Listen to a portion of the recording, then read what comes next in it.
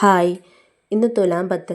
ഇവിടെ അടുത്തൊരു അമ്പലത്തിൽ പുത്തിരി എന്ന് പറഞ്ഞൊരു ഉത്സവം നടക്കുന്നുണ്ട് കേട്ടോ. വർഷത്തിലൊരിക്കൽ നടക്കുന്ന ഉത്സവമാണ്. അപ്പോൾ ഞങ്ങൾ ഇന്നത് കാണാൻ പോവാണ് കേട്ടോ. 1200 വർഷം പഴക്കമുള്ള വേട്ടക്കരപ്പൻ്റെ അമ്പലമാണ് കേട്ടോ ഇത്. വേട്ടക്കരപ്പൻ്റെ മണ്ണിലാണ് ഞങ്ങൾ ഇരിക്കണേന്നുള്ളൊരു വിശ്വാസമുണ്ട് കേട്ടോ. അപ്പം ഞങ്ങളിതാ തൊഴാൻ വേണ്ടി വന്നു. തൊഴാൻ വേണ്ടി വന്ന സമയത്താണ് കേട്ടോ ഊട്ടിയിൽ നിന്ന് ഭടകന്മാർ വരും ഈ അമ്പലത്തിൽ കേട്ടോ. ഈ ഉത്സവ സമയത്ത് അവർക്ക് അവരുടേതായിട്ടുള്ള എന്തൊക്കെയോ പരിപാടികളൊക്കെ ഉണ്ട് കേട്ടോ. അപ്പോൾ അതിന് വേണ്ടിയിട്ട് വന്നതാണ്. അപ്പോൾ അവരെ തൊഴാൻ വേണ്ടിയിട്ട് അവർ മുന്നിൽ പോയി. അത് കഴിഞ്ഞ് ഞങ്ങളും തൊഴുതിറങ്ങിയപ്പോൾ വെളിച്ചപ്പാടുണ്ടായിരുന്നു കേട്ടോ.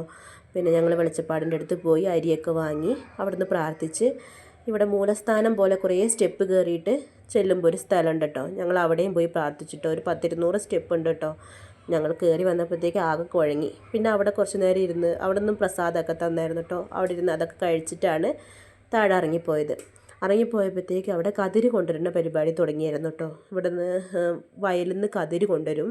എന്നിട്ട് അതിവിടെ പൂജിച്ചിട്ട് ഇവിടെ വരുന്ന ആൾക്കാർക്കൊക്കെ വാങ്ങിക്കൊണ്ടുപോകാം കേട്ടോ. വീട്ടിലേക്ക് കൊണ്ടുപോകാം. അത് വീട്ടിൽ കൊണ്ട് വെക്കുന്നത് നമുക്ക് ഒരു നല്ലതാണ് എന്നാണ് പറയണത് കേട്ടോ. അതിൻ്റെ ഐതിഹ്യം എന്താണെന്നൊന്നും എനിക്ക് കറക്റ്റായിട്ട് അറിയില്ല.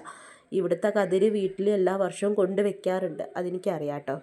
പിന്നെ ഞങ്ങൾ അന്നദാനം കഴിച്ചു. ചോറ്, രസം, സാമ്പാർ, ഉപ്പേരി ഒക്കെ ഉണ്ടായിരുന്നു കേട്ടോ. പായസം ഉണ്ടായിരുന്നു. പിന്നെ ഇതാ കുറച്ച് നേരം തായമ്പകയൊക്കെ കണ്ടു നിന്ന് ഞങ്ങളെ കതിരും വാങ്ങിയിട്ട് വീട്ടിലേക്ക് പോന്നു കേട്ടോ. അപ്പം എന്നാൽ അത്രയേ ഉള്ളൂ. ബൈ.